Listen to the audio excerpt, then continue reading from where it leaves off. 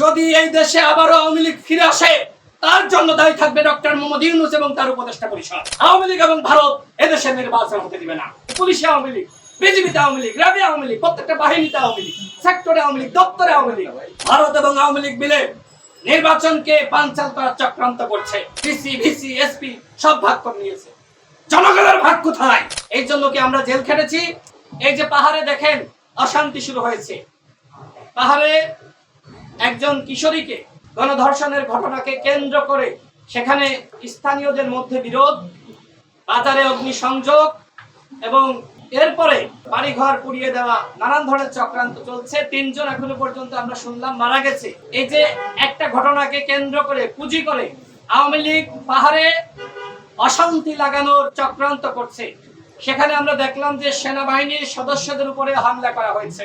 দেখেন, অতীতে কিন্তু আমরা সবসময় সেনাবাহিনীর পক্ষে অবস্থান নিয়েছি, আমরা পুলিশের পক্ষে অবস্থান নিয়েছি। এখনো বলছি যে সেনাবাহিনী আমাদের স্বাধীনতা সার্বভৌমত্বের প্রতীক।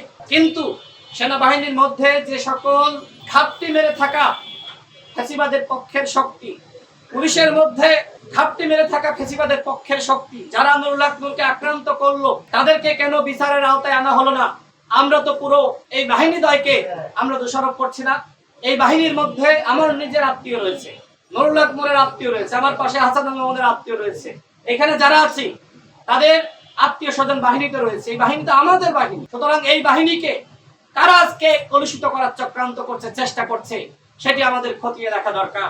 পাহাড়ে সেনাবাহিনীর উপরে হামলা হয়েছে, আমরা সেই হামলার নিন্দা জানাই। কিন্তু আমাদের উপরে যে ধরনের আক্রমণ করা হয়েছে সেনাবাহিনীর পক্ষ থেকে উল্টো আমরা দেখলাম সেই হামলার পক্ষে অবস্থান করা হয়েছে। এগুলো কি? এই রাষ্ট্রে আমাদের বসবাস করতে হবে না? আমরা কি রাষ্ট্রে অস্থিরতা চাই? আমরা তো শৃঙ্খলা চাই। আমরা সবসময় বলেছি গণ অধিকার পরিষদ সরকারকে সহযোগিতা করতে চাই, কিন্তু এই সহযোগিতাকে দুর্বলতা মনে করে সরকার আওয়ামী লীগের পুনর্বাসন করেছে।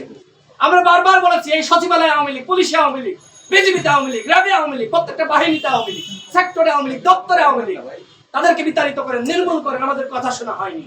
যে কারণে আজকে পাহাড়ে অশান্তি, নুরুল হক নূর হাসপাতালে এবং আমাদের আব্দুর রহমান তাকে অপহরণ করার চেষ্টা করা হয়েছে, তিনি হাসপাতালে। আক্তার হোসেনকে আক্রান্ত করা হয়েছে, বিএনপির মহাসচিবকে আক্রান্ত করা হয়েছে। আজকে জুলাই যোদ্ধারা এইভাবে এই রাষ্ট্রে অনিরাপদ। আর সুখে আছে কারা? এই যে আমাদের উপদেষ্টারা, তারা 104 জন নিয়ে জাতিসংঘে আমোদ ফুর্তি করার জন্য গিয়েছে। আর এই দেশে আমরা তো নিরাপদে আমরা ঘুমাতে পারছি না। আওয়ামী লীগের সময় যেভাবে আমাদেরকে ঘুমহারা থাকতে হয়েছে, পালিয়ে বেড়াতে হয়েছে, এখন তো দেখছি সেই অবস্থা আবার সৃষ্টি হচ্ছে। এই জন্য কি গণ অভ্যুত্থান হয়েছিল? এই জন্য কি গণ অধিকার পরিষদ এবং আমাদের অঙ্গ সংগঠনের 11 জন শহীদ হয়েছে?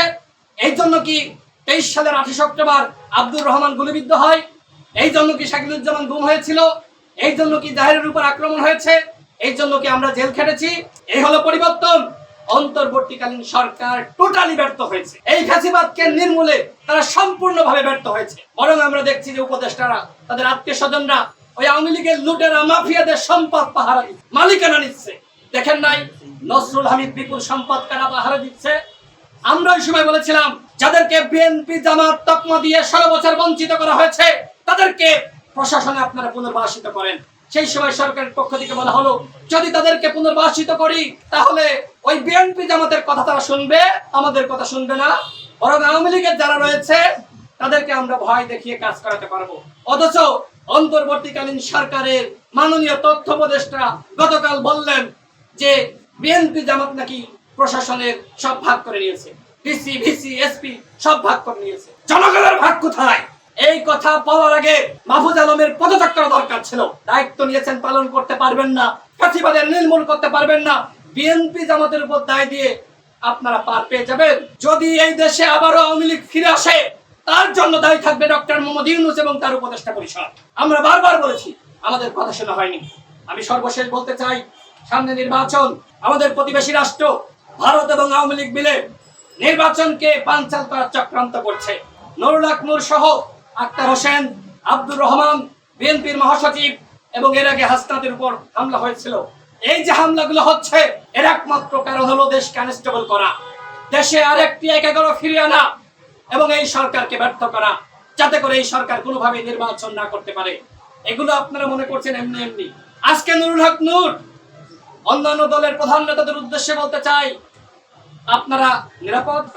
আমি প্রশ্ন করছি, আপনারা নিরাপদ? এর আগে বিএনপির ভারপ্রাপ্ত চেয়ারম্যান জনাব তারেক রহমানের মেরুদণ্ড ভেঙে দেওয়া হয়েছিল, তিনি এখন লন্ডনে দীর্ঘ সময় নির্বাসিত থেকেছেন। এই দেশে খালেদা জিয়াকে গ্রেপ্তার করা হয়েছিল, তিনিও দীর্ঘ সময় কারাগারে ছিলেন। এই দেশে যারা যখন অন্যায়ের বিপক্ষে দাঁড়িয়েছে তাদের উপর হামলা করা হয়েছে, আমাদের অসংখ্য নেতৃবৃন্দের উপর হামলা করা হয়েছে। 18 সালের কোটা সংস্কার আন্দোলনের সময় আমাদেরকে নানানভাবে অফার দেওয়া হয়, তারপরেও কিন্তু আমরা সেই অফারে মাথা নত করি নাই। সেই 18 সালের কোটা সংস্কার আন্দোলন বাংলাদেশে না হলে এদেশে গণঅভ্যুত্থান হতো না। 18 সালের কোটা সংস্কার আন্দোলন এদেশে গণঅভ্যুত্থানের প্রেক্ষাপট রচনা করেছে নুরুল হক নূর, এদেশের গণতন্ত্রের অন্যতম প্রাণ পুরুষ। আজকে তিনি সিঙ্গাপুরে চিকিৎসার জন্য গিয়েছেন। এইভাবে কি মেরে মেরে সিঙ্গাপুরে পাঠাবেন আর দায় সারা প্রতিবাদ জানাবেন? এই জন্য কি আপনাদের ক্ষমতায় বসানো হয়েছে? এদেশে যদি ফেব্রুয়ারি মাসে নির্বাচন না হয়, যে পরিস্থিতি দেখছি, যে অরাজকতা দেখছি, জুলাই যোদ্ধাদের উপর একের পর এক যে হামলা করা হচ্ছে, আমাদের তো মনে হচ্ছে নির্বাচন বানচাল করার চক্রান্ত ভারত এবং আওয়ামী লীগ শুরু করে দিয়েছে। দেখেন এছাড়াও তারা 2500 কোটি টাকা ইতিমধ্যে নাকি আওয়ামী লীগকে দিয়েছে।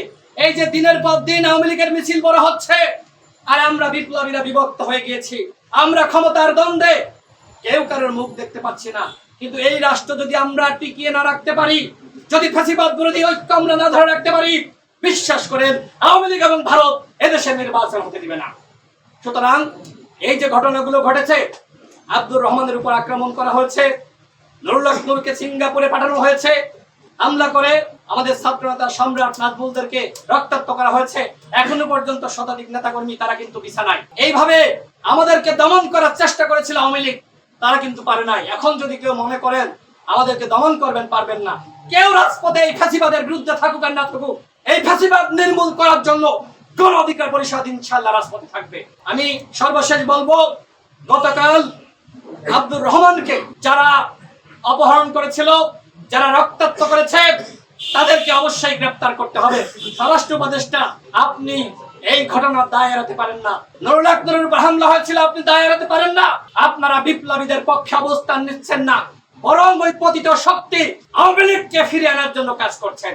আজকে জাতীয় পার্টি তারা রাজনীতি করছে, 14 দল রাজনীতি করছে। আওয়ামী লীগ নাকি নির্বাচনে যেতে চায়, স্পষ্ট কথা। আমাদেরকে হামলা করছে, আপনারা যারা মনে করছেন নিরাপদে আছেন, নিরাপদ নয়। আজকে আব্দুর রহমান, আগামীকাল আপনার পালা।